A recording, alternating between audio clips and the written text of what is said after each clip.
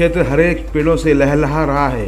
दशकों से उपेक्षित तेलंगाना क्षेत्र अब हरी फसलों से आच्छादित है और मैदान घने पेड़ों से भरे हुए हैं।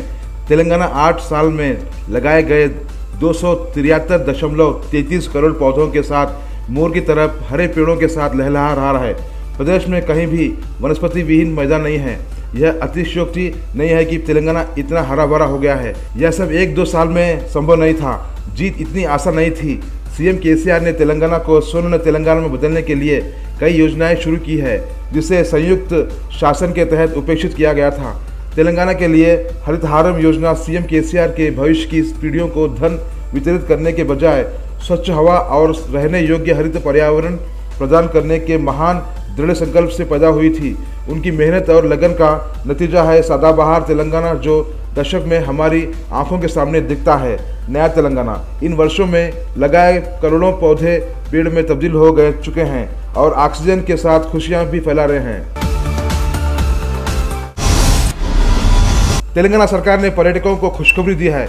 यह वास्तव में उन लोगों के लिए बहुत अच्छी खबर है जो विशेष रूप से पार्कों और चिड़ियाघर पार्कों की यात्रा करना चाहते हैं। सरकार ने तेलंगाना राज्य दशक समारोह के हिस्से के रूप में हरितोत्सव मनाने के लिए 19 जून को राज्य के सभी राष्ट्रीय उद्यानों, शहरी व वन उद्यानों और चिड़ियाघर पार्कों में मुफ्त प्रवेश प्रदान किया है। इस संबंध में प्रधान मुख्य वन संरक्षक RM डोबरियाल ने एक बयान जारी किया है।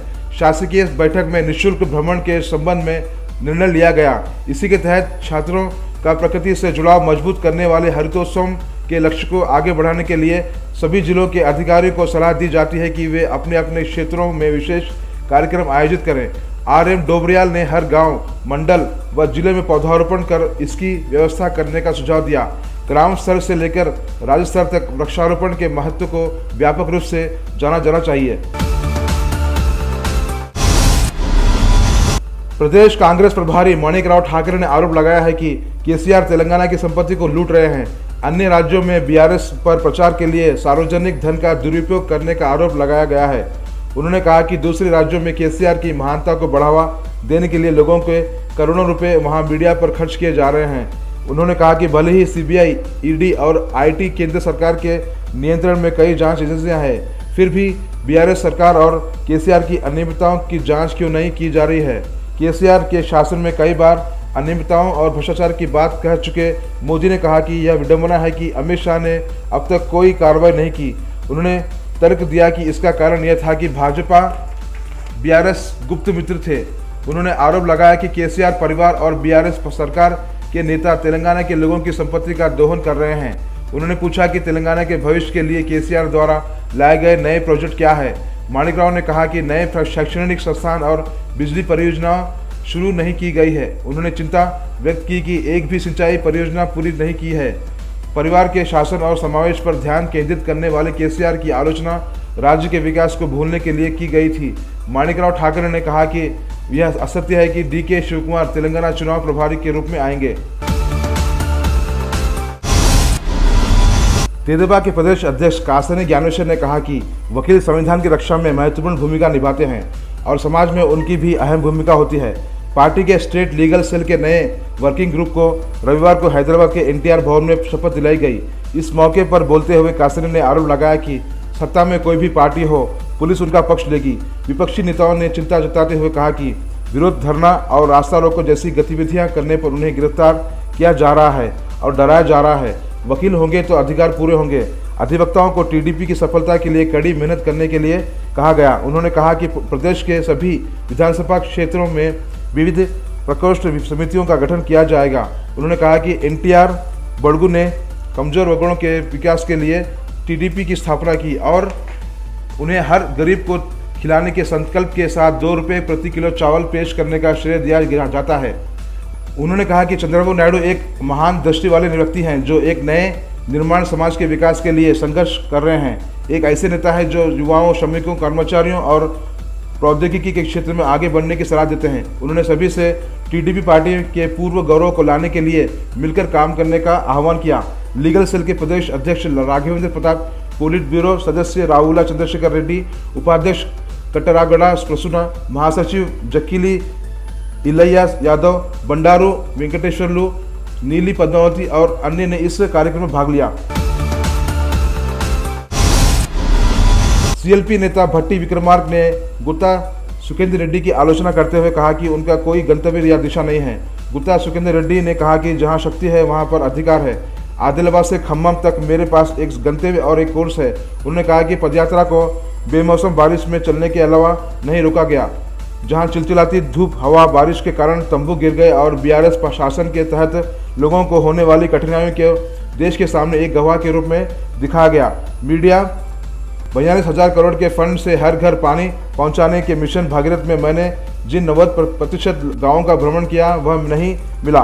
जल उत्सव के नाम पर पानी में हल्दी और केसर छोड़ रहे मंत्री जगदीश रेड्डी और परिषद के अध्यक्ष गुत्ता सुखेंद्र रेड्डी जनता को स्पष्ट करना चाहते हैं कि एसएलबीसी टनल और नक्कलगंडी की लंबित परियोजनाओं क्यों पूरी नहीं हुई है। भट्टी विक्रमार्क ने टिप्पणी की कि यदि बीआरएस को नहीं हटाया गया तो पानी, धन, नियुक्तियां और स्वाभिमान के लक्ष्य पूरे नहीं होंगे और तेलंगाना में जीवन की स्वतंत्रता खो जाएगी।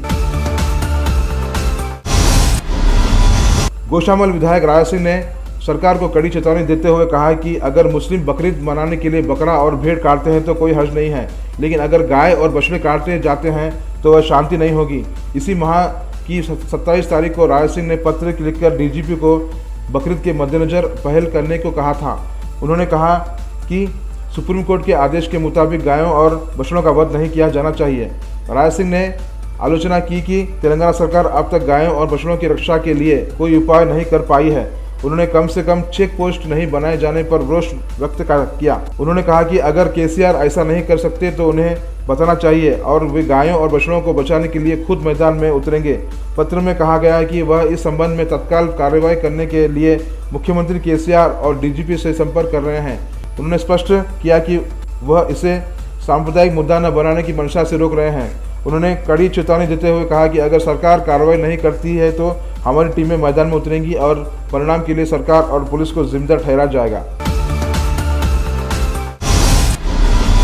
सीपीएम के राज्य सचिव तम्मीननी वीरभद्र ने मांग की कि हयातनगर मंडल के सैबनगर में सरकारी जमीन पर आशियाने की लड़ाई लड़ रहे गरीबों पर पुलिस ने अंधाधुंध लाठीचार्ज किया और देर रात उन्हें गिरफ्तार कर जेल भेज दिया। उन्होंने कहा कि लगभग 2000 गरीब लोगों ने तेलंगाना प्रजासंघ प्रता वेदिका के तहत लामबंद होकर मांग की थी कि साहिबनगर में 26 एकड़ सरकारी जमीन में घर दिए जाएंगे। उन्होंने कहा कि स्थानीय सीआई के निर्देशन में पुलिस ने जनोदू की जमीन के लिए संघर्ष कर रहे गरीबों पर लाठीचार्ज कर गिरफ्तार कर लिया और उन्हें उनके खिलाफ मामला दर्ज कर आधी रात को जज के सामने लाकर जेल भेज दिया। पता चला है कि इसमें 9 महिलाएं समेत कुल 19 लोग हैं। आरोप है कि उन्होंने इस इलाके के दलित वाड़े पर हमला किया और स्थानीय लोगों के साथ साथ महिलाओं को भी गंभीर रूप से घायल कर दिया। प्रोफेसर हरगोपाल ने मांग की कि यूपीए कानून के हटाने के लिए राज्य सरकार केंद्र पर दबाव बनाए। सभी राजनीतिक दल अपने घोषणा पत्र में शामिल करना चाहते हैं कि आने वाले चुनाव में इस कानून को रद्द कर दिया जाना चाहिए। ऐसा नहीं करने पर उन्होंने चेतावनी दी कि एक और आंदोलन करना होगा। तेलंगाना सरकार ने पहले ही जवाब दिया है और याद दिलाया है कि सबूतों की कमी के लिए उसके साथ 5 अन्य लोगों पर आरोप लगाया गया है। यह बात उन्होंने महबूबनगर के जिला मुख्यालय में डेमोक्रेटिक टीचर्स फेडरेशन की ओर से आयोजित बैठक में कही। इस क्रम में हरगोपाल ने 152 अन्य लोगों के खिलाफ मुकदमा वापस लेने का सुझाव दिया, जिनके उपनियम हैं। अगर पुलिस इस कानून के तहत देशद्रोह का मामला दर्ज करती है तो अपराध साबित न होने पर भी उसे आजीवन कारावास की सजा भुगतनी पड़ती है।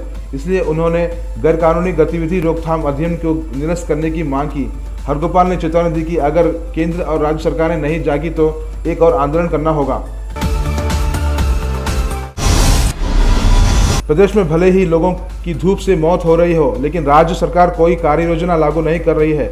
इस गर्मी में अब तक लू लगने से करीब 20 लोगों की जान जा चुकी है। वरंगल, महबूबनगर, आदिलाबाद, खम्मम, भद्राद्री, जगित्याला, नलगोंडा और हैदराबाद में मौतें दर्ज की गई। ये सब मीडिया में बताया जाता है। अधिकारियों का कहना है कि ऐसे और भी मामले सामने आएंगे जिनकी रिपोर्ट नहीं की गई है। जून का आधा महीना बीत चुका है पर सावन का नामोनिशान नहीं। धूप जल रही है। मौसम विभाग ने चेतावनी जारी की है कि अगले कुछ सालों तक बारिश होगी। हालांकि 2 माह से धूप खिली होने के बावजूद मौसम विभाग का कहना है कि प्रदेश सरकार जमीनी स्तर पर कोई कार्रवाई नहीं कर रही है।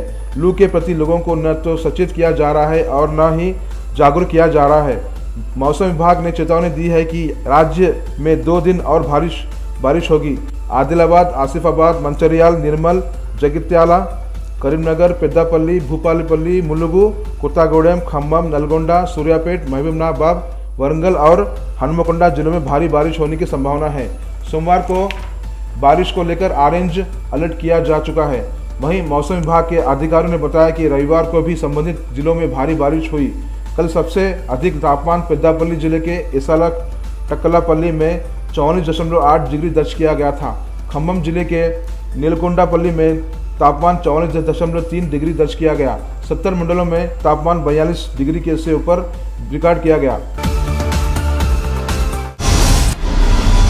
इसी महीने की 16 तारीख को नागर कन्नौज जिले के उपुनकंता मंडल के रायचोड़ की 37 वर्षीय नक्कर कांति अमृता, 24 वर्षीय चिंता कुंतला अनिता और 42 वर्षीय अथापू हुसैनम्मा एक तरफ बैठकर बात कर रही थी। इसी बीच श्रीशैलम हाईवे से करीब 120 किलोमीटर की रफ्तार से आ रही एक कार उनके ऊपर चढ़ गई। इस हादसे में अमृतम्मा और अनिता की मौके पर ही मौत हो गई, जबकि हुसैनम्मा गंभीर रूप से घायल होकर पड़ी है। पुलिस ने बताया कि शराब के नशे में चालक के तेज गति से चलाने के कारण यह हादसा हुआ। खाली खजाने भरने के लिए राज्य सरकार ने शराब की बिक्री बढ़ाने का लक्ष्य रखा है। वह एक एक कर इन बाधाओं को दूर कर रहा है। एक त्रिआयामी रणनीति पहले से ही अनौपचारिक रूप से लागू की जा रही है। इसी के तहत गांव में खुली शराब की दुकानों पर 90 ml चौथाई और आधी बोतलें चौथाई बोतल और बार की दुकानों पर 10 रुपये की छूट उपलब्ध कराई है। नवीनतम चौथी योजना लागू की गई है। कई जिलों में नशे में ड्राइविंग टेस्ट 1/3 कम कर दिए गए हैं। नशेड़ी पकड़े जाने के डर से बावजूद नशे में वाहन चला रहे हैं। नतीजा यह है कि सरकारी खजाने में राजस्व बढ़ाने के बावजूद लोग सड़क हादसों में अपनी जान गंवा रहे हैं। मियापुर बीआरएस पार्षद उपलपल्ली श्रीकांत, जो ग्रेटर इंफ्रा प्रोजेक्ट्स के प्रमोटर और निदेशक है, और कुछ अन्य कंपनियों ने सर्वे संख्या और उपभोक्ता संरक्षण सेल ट्रस्ट में स्थित तालाब में एनजीटी में याचिका दायर की है। इसने आपत्ति जताई कि सर्वेक्षण संख्या का उल्लेख किए बिना आवास लेआउट की अनुमति दी गई थी। इस संबंध में कंपनी ने एनजीटी में फोटो भी पेश किए हैं।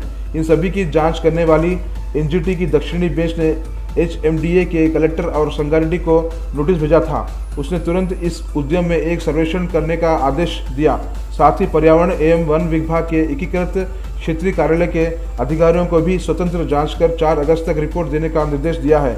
यह सुझाव दिया गया है कि एचएमडीए के अधिकारियों को एक लेआउट को दी गई अनुमति की जांच करनी चाहिए। एनजीटी ने तालाब के अतिक्रमण और विला वेंचर के निर्माण पर रोष जताया। बताया जाता है कि तालाब को गाड़कर निर्माण शुरू किया जाएगा। याचिकाकर्ता द्वारा प्रस्तुत तस्वीरों के अनुसार तालाब गायब हो गया है। उन्होंने रोष व्यक्त किया कि तालाब के इनलेट और आउटलेट चैनल पूरी तरह से स्पष्ट हो गए हैं। एनजीटी पर यह आरोप लगाया गया था कि उन्होंने पानी के आने और जाने का रास्ता बनाया था और एचएमडीए ने उन्हें विलाओं को आधिकारिक अनुमति दी थी। चेतावनी दी है कि उन ढांचों को तत्काल बंद करने या उन्हें गिराने के आदेश देने होंगे।